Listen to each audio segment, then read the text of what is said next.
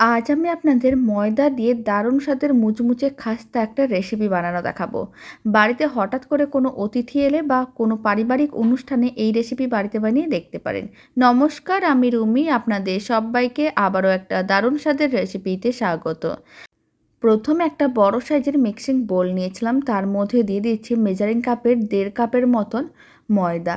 এখানে আমি প্রায় 250 গ্রামের মতন ময়দা নিয়েছি। এবার ময়দার পরিমাণটা কম বেশি করতে পারেন।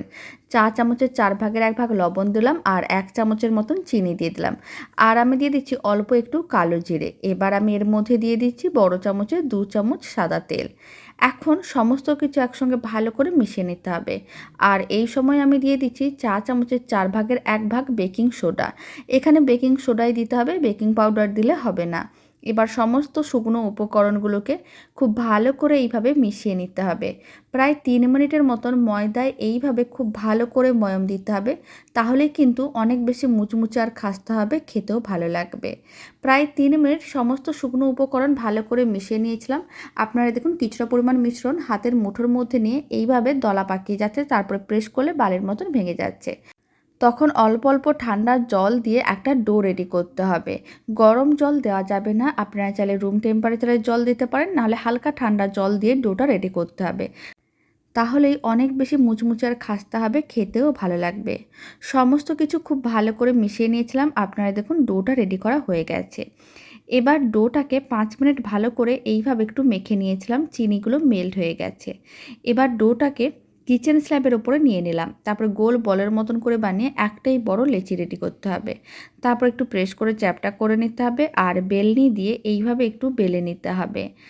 অনেক বেশি পাতলা করে বেলার দরকার নেই, একটু মোটা করে বেলে লেয়ার দিতে হবে। প্রথমে এইভাবে একটু বেলে নিলাম, তারপর একটা ছুরি নিতে হবে। ছুরির সাহায্যে এইভাবে হাফ করে কেটে নিতে হবে, তারপরে আবারও হাফগুলোকে হাফ করে নিতে হবে।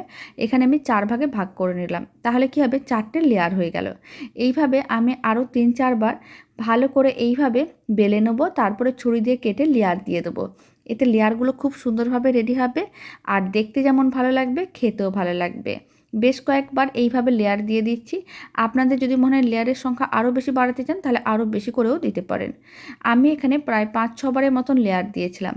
তারপরে এইভাবে একটু লম্বা করে নিয়েছিলাম লেচিটাকে, আর লেচিটাকে একটু বেলনি দিয়ে এইভাবে বেলে নিতে হবে। খুব বেশি পাতলা করে বেলার দরকার নেই, একটু মোটা করেই বেলে নিয়েছিলাম। এবার আমি ছুরি দিয়ে প্রথমে হাফ করে কেটে নেব। আর এই ময়দা দিয়ে বানানো দারুণ স্বাদের মুচমুচে খাস্তা রেসিপিটা বানানোর জন্য খুব বেশি উপকরণের প্রয়োজন পড়বে না, সময়ও বেশি প্রয়োজন পড়বে না। আর একবার বানিয়ে আপনারা মাস জুড়ে সংরক্ষণ করে রাখতে পারবেন। লম্বা অংশগুলোকে ছোট ছোট টুকরো করে কেটে নিলাম, মানে একটু লম্বা করে কেটে নিয়েছিলাম। এবার এক একটা টুকরোকে আলাদা করে নিতে হবে। সমস্ত টুকরোগুলো আলাদা করে নেওয়ার পরে ফ্রাইং প্যানে কিছুটা পরিমাণ সাদা তেল নিয়েছিলাম, সাদা তেলের মধ্যে সমস্ত টুকরোগুলো দিয়ে দিলাম। তারপরে ফ্লেমটা মিডিয়াম টু লোতে রেখে উল্টে পাল্টে লাল লাল করে ভেজে নিতে হবে। তাহলে রেডি হয়ে যাবে একেবারে দারুণ স্বাদের আর নতুন ধরনের ময়দার এই নিমকি। বানানো যতটাই সহজ, খেতে অনেক বেশি ভালো হয়। আপনারা বাড়িতে অবশ্যই একদিন বানিয়ে দেখতে পারেন। আশা করি আপনাদের খুবই ভালো লাগবে আর ছোট থেকে বড় যে কেউ খুবই পছন্দ করবে। আপনারা চা কফির সঙ্গেও পরিবেশন করতে পারেন বা এমনিও এগুলোকে খেয়ে দেখতে পারেন, খেতে বেশ ভালো হয় আর বেশ মুচমুচে খাস্তা হয়। এইভাবে উল্টে পাল্টে একটু টাইম নিয়ে লাল লাল করে ভাজতে হবে, তাহলে লেয়ারগুলো খুব সুন্দরভাবে রেডি হবে, এতে দেখতে অনেক বেশি ভালো লাগবে। আর যদি ফ্লেমটা হাইতে থাকে তাহলে কিন্তু ওপরটা অনেক তাড়াতাড়ি লাল হয়ে যাবে আর ভেতরটা কাঁচা থেকে যাবে। তাই মিডিয়াম টু লো ফ্লেমে এইভাবে উল্টে পাল্টে নিমকিগুলোকে ভেজে নিতে হবে। মোটামুটি 7 থেকে 8 মিনিটের মতন সময়ের প্রয়োজন পড়েছিল, উল্টে পাল্টে বেশ লাল লাল করে ভেজে নিয়েছিলাম। এবার তুলে আমি প্লেটের মধ্যে রেখে দিচ্ছি। প্রথমে কিন্তু ঠান্ডা করে নিতে হবে, কারণ ঠান্ডা হওয়ার পরেই নিমকিগুলো অনেক বেশি মুচমুচে আর খাস্তে হবে। গরম অবস্থায় একটু নরম মনে হতে পারে, তবে ঠান্ডা হয়ে গেলে সুন্দরভাবে নিমকিগুলো রেডি হয়ে যাবে। এখন একটা নিমকি ভেঙেও দেখিয়ে দিচ্ছি কতটা সুন্দরভাবে রেডি হয়েছে। আর এই দারুণ স্বাদের রেসিপিটা শেষ পর্যন্ত দেখার জন্য আপনাদের অসংখ্য ধন্যবাদ। তো চলুন, ভিডিওটা আমি এখানে শেষ করছি। আপনারা সবাই ভালো থাকবেন, সুস্থ থাকবেন। আপনাদের সঙ্গে আবার নতুন রেসিপি নিয়ে দেখা হচ্ছে।